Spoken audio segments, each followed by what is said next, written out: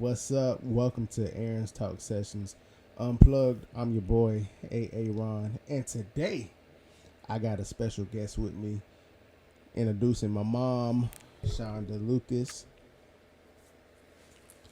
And today, basically on this channel, we talk about all church things, church situations, church questions that they don't like to talk about in church, but we talk about it here.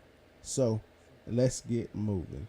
So I'm gonna jump right into it, and basically, I want to ask the question: why is it that we see Christian women in the church um, wind up being courting or wind up marrying non-Christian men? Why do we see that as an epidemic in the church today? And I just want to expound on that. So why do we see that? Um, to me, in my opinion, I think, and I'm not a professional by no means, um, but first of all, when you look at a church setting and you go into church, you see that there are more women than men. There can be like 20 women to 3 men Right, in the church. So, and in most cases, the men that's there, that they're already married.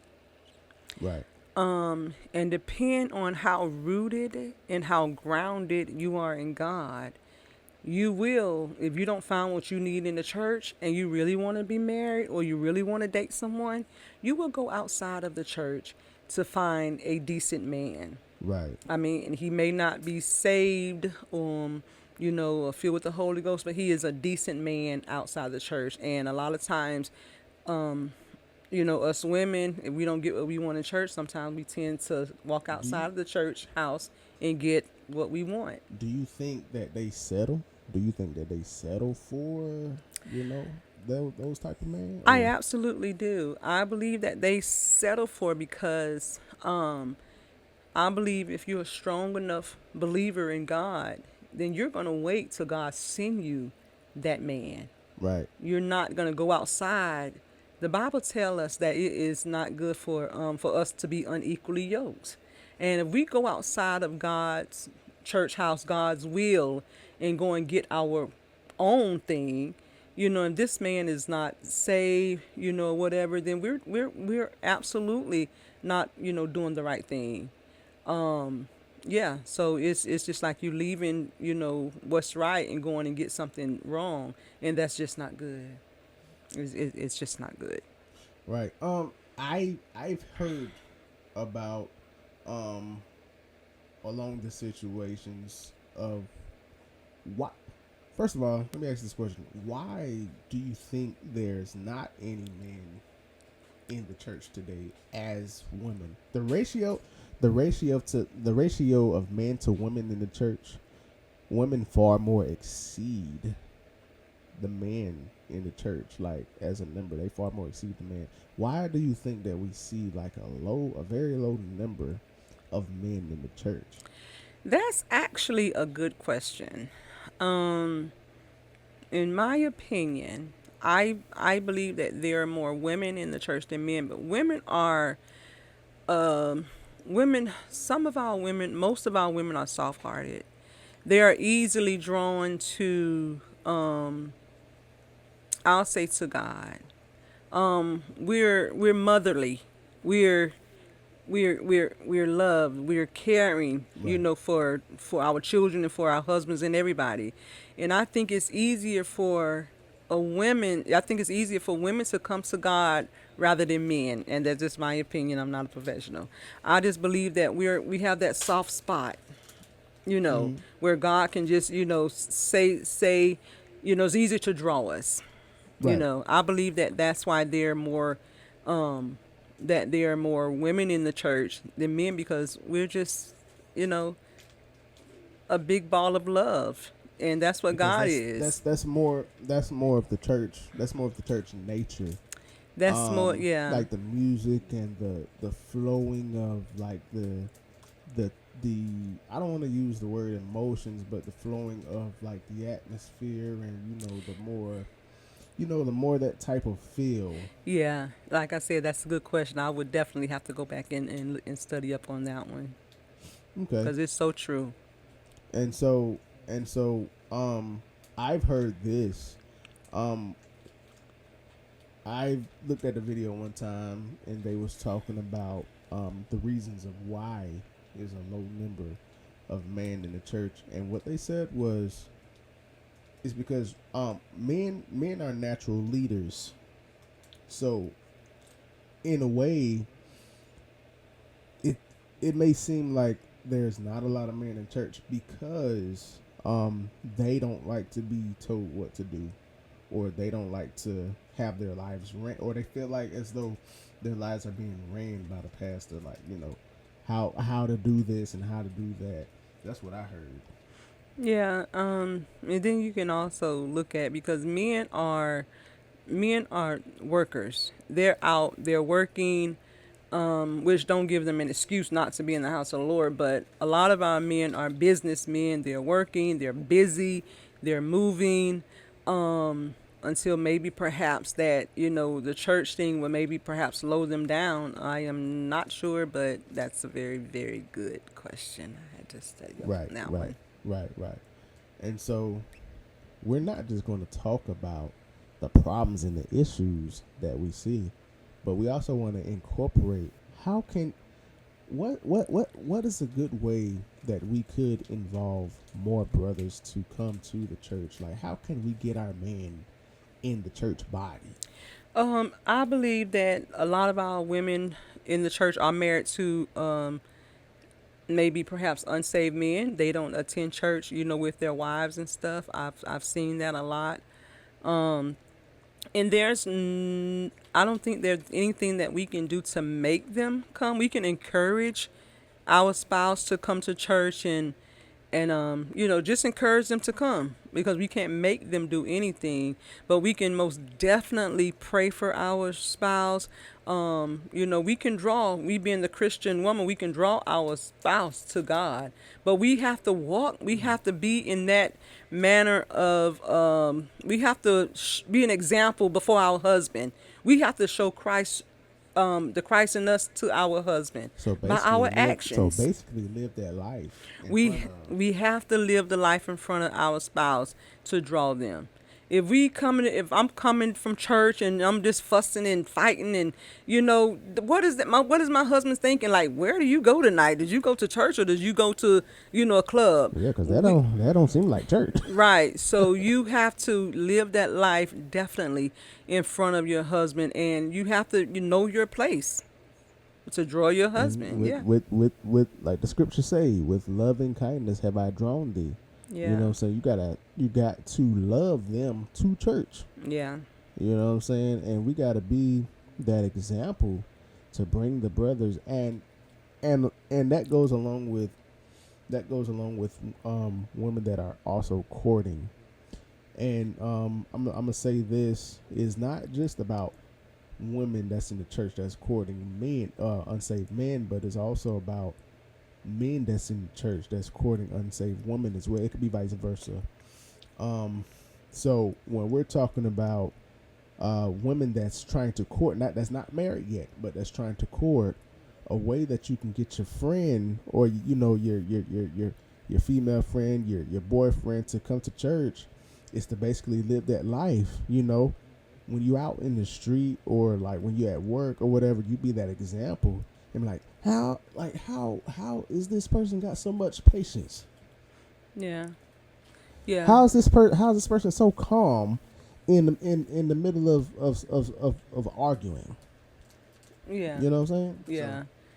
You just have to be careful with that because if I'm dating someone and I want them to come to church, because you have to know who you're dating, because a lot of times you dating someone, they don't want nothing to do with church. They don't want nothing to do with church, and you don't keep aggravating them because then they'll get upset. So if I say before you even start dating, get what they want, or what they want out of life and stuff like that. Because if you dating someone who don't want nothing to do with church or don't want nothing to do with God, then maybe you shouldn't be dating them. But if you're like in a solid relationship You're a Christian, go to church, then your significant other should feel the same way. They should want to go to church, with you. Right. You know, I would do that at the beginning. And I was actually having a conversation.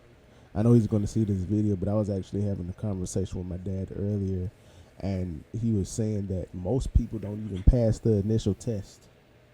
Yeah. And by that, what he was saying was, like, when you get in the conversation, like, um, how is your relationship with God? You know what I'm saying? And most people be like, well, they say like the basic answers, like, oh, I might not make it to church every Sunday, but I make sure that I pray to God every day and everything. But actually, he was saying, but actually by them saying that lets you know that they don't really got a good relationship, with God like that. And so you want to talk to somebody that you're equally yoked with, Right. and I'm gonna let you talk about um how you have to be equally yoked and not waste your time with anybody that's not going in the same direction you are. Right. Yeah. I've been in several relationships. Several relationships. If that's what you want to call them.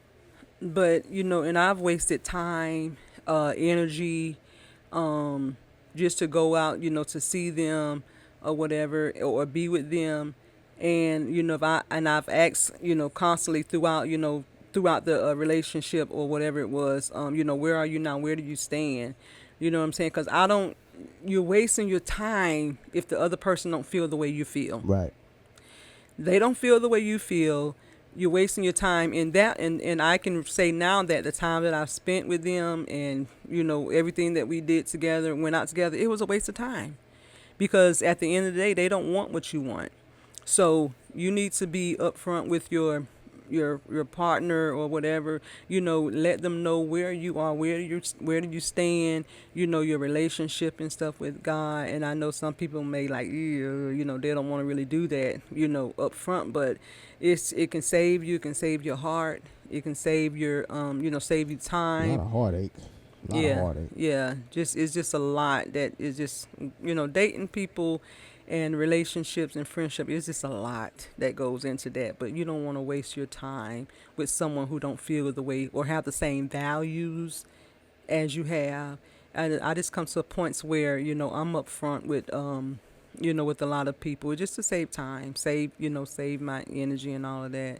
You just be careful with Hmm. that.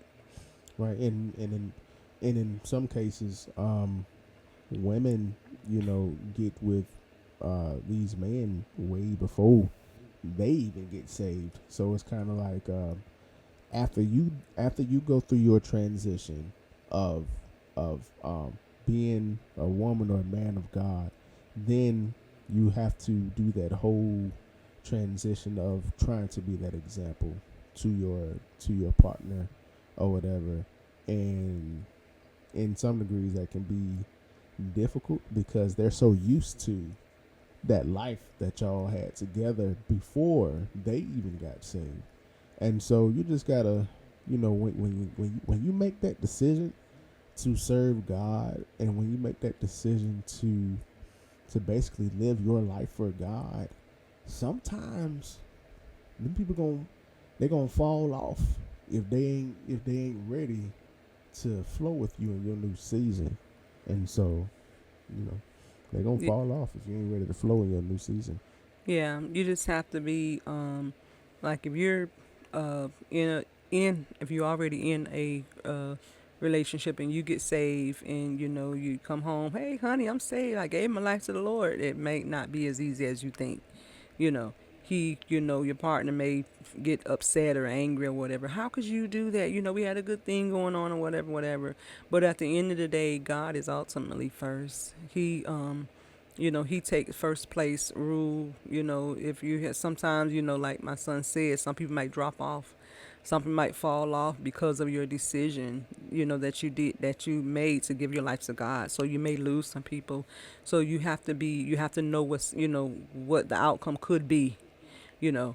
And if you're if you're a Christian single wanting to get out there, just be careful, because just know your oppositions, and know like if you start talking to your friend or whatever, they may not understand or may want to leave.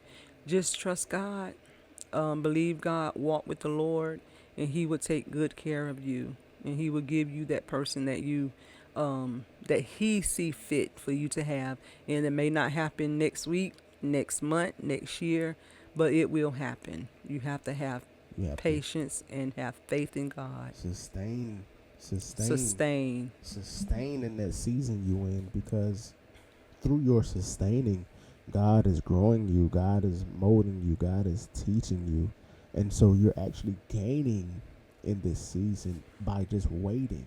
See, a lot of people think that like just by waiting, you're not gaining anything, but you're gaining a lot by waiting. Right, and I can say that I've was divorced now for about 14 years, and I tell you, I went through, it broke me down all the way down, and I was in, hurted, cry for years, trying to get over it. But I was angry at first, and just a lot of emotions, from that breakup or whatever. But through all of that, after the crying and the weeping and all that, I've started, praying more, fasting more, and everything didn't happen overnight, but it happened, over a course of years. I've learned so much, being, in this place that I am. I've learned so much. I've grown so much. So going through, things, you're not alone. You're going to grow, and you're going to know some stuff. You're going to learn some stuff that is going to help you. Right. Yeah, you're going to learn some stuff that's going to help you. So I'm here now. I'm still single, but the Lord is with me. The Lord is a keeper. If you want to be kept, He'll keep you. He'll get your mind off all that other stuff. You just get rooted and grounded in Him, because that's what it's all about anyway. Get rooted and grounded in God, and let God take care of you.